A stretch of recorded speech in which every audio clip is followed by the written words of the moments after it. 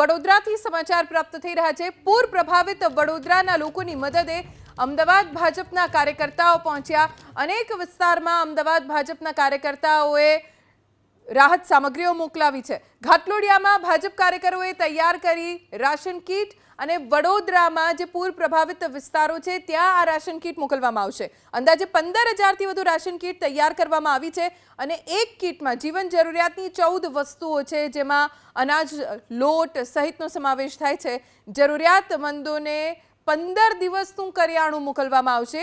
ઘાટલોડિયામાં આ કીટ તૈયાર થઈ છે। મુખ્યમંત્રી ભૂપેન્દ્ર પટેલનો મત વિસ્તાર છે ઘાટલોડિયા અને ત્યાંના કાર્યકર્તાઓએ 15,000 જેટલી કીટ તૈયાર કરી છે। આ કીટોનું આયોજનમાં માનનીય કેન્દ્રીય ગૃહમંત્રી અમિતભાઈ શાહના માર્ગદર્શન હેઠળ ભૂપેન્દ્રભાઈ પટેલ મુખ્યમંત્રીશ્રીની સૂચનાથી અમે ઘાટલોડિયા વિધાનસભા ભાજપ પરિવારે આયોજન કર્યું છે।